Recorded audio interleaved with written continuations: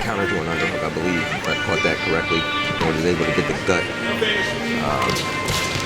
Kellen going with that cross grain, which his senior year at Michigan, he was a little bit excited about hitting, and he used that on Montel Marion several times and defeating Montel Marion, I believe 3 times that senior season. And Dake is, if you're not ready to keep people off your legs, Dake is not the guy to wrestle, because he will be in on you repeatedly, and he has an offensive mindset. We're sitting down watching this match, and we got one of Kellen Russell's top competitors and 2-time NCAA national champ, 4-time All-American, Jordan Olive from Oklahoma State, J.O. That dude, J.O. What's up, J.O.?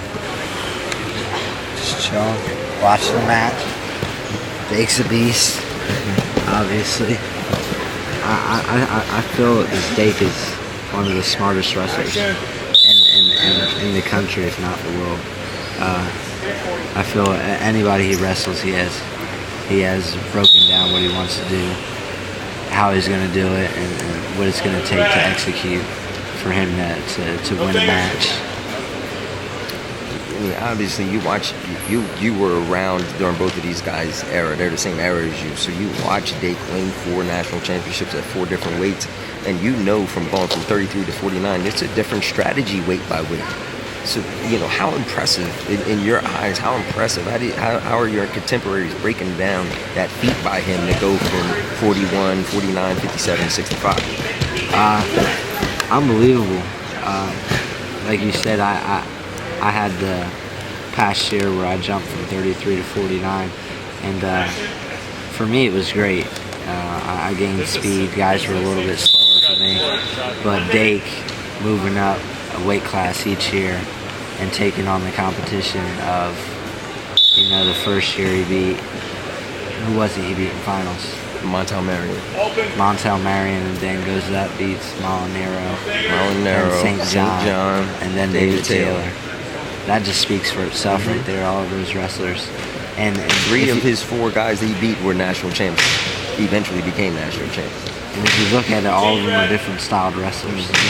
All of them have something different that they can attack and J.O. beat you up.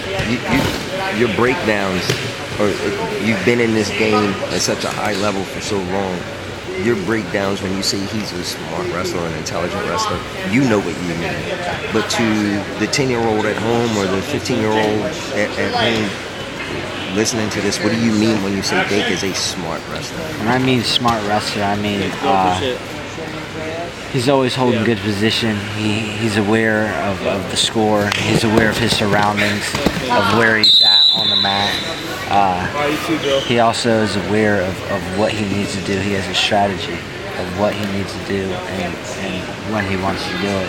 I mean, if you look at it in national finals, he even said it. I think it might have been against Molinaro or St. John, where he came out, put a takedown on the board, and rode him out the whole first period. And if you ask him, that was his plan, that was his strategy. That's what he wanted to do, to take the match into his hands and create a different pace of wrestling and making these guys wrestle him. He just knows his positions real well. He'll never put himself in a position he's uncomfortable, and he's always putting himself in positions where he knows he's great in. Absolutely.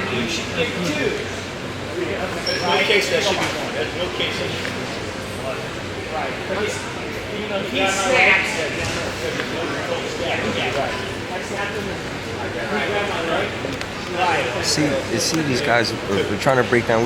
We're obviously in a tough spot right now because there's so much rule changes that have been taking place. Some of these have to be actually explained, and here we are at the World Team training segment, and things need to be broken down just in terms of some simple and basic scoring, because we need that type of clarification. And when we got a world-class referee in here, we have high-class wrestlers in Russell and Dake, and then obviously our Olympic head coach. And that's the double leg that Dake hit on St. John to start the match off.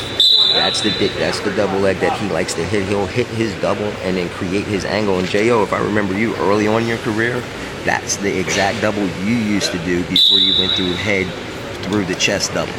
Yes. What made you switch off? Getting through guys, not wanting to get wanting to prevent scrambles, more clean finishes, and me getting bigger and building, you know, my strength and power. I was able to do that this past year, but Dake is great at that re-attack double, as you've seen. I mean, that's what he hit. I think it was at the Southern Scuffle right off the whistle. He hit David Taylor, and it turned into that big scramble. But he's great in those positions. Again, that's a position he wants to be in. He wants to shoot that double, and as you've seen, he just took it over top of his head. Technically, yeah, exactly. That's wrong.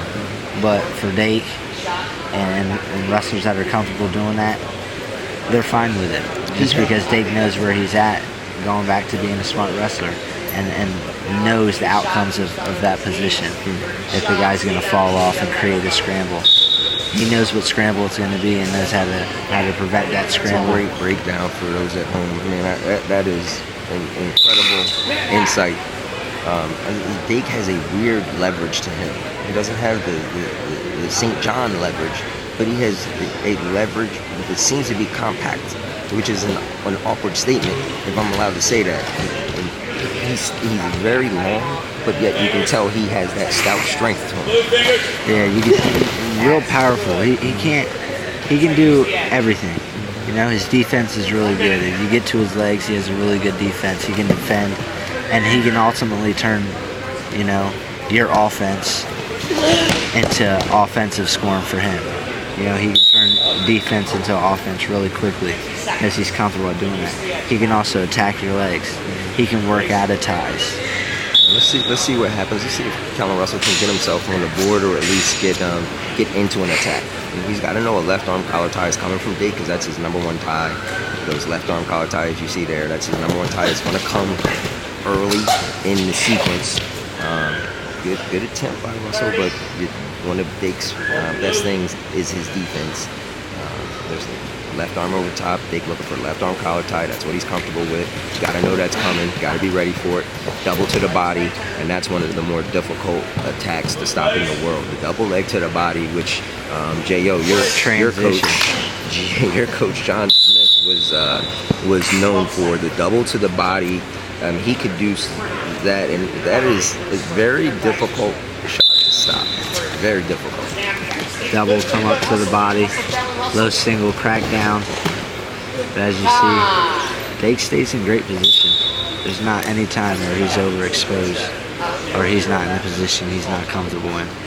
You know, he leads that real heavy sugar foot, and he's comfortable if guys get to that front foot. That's basically an offense for him. All right, chill.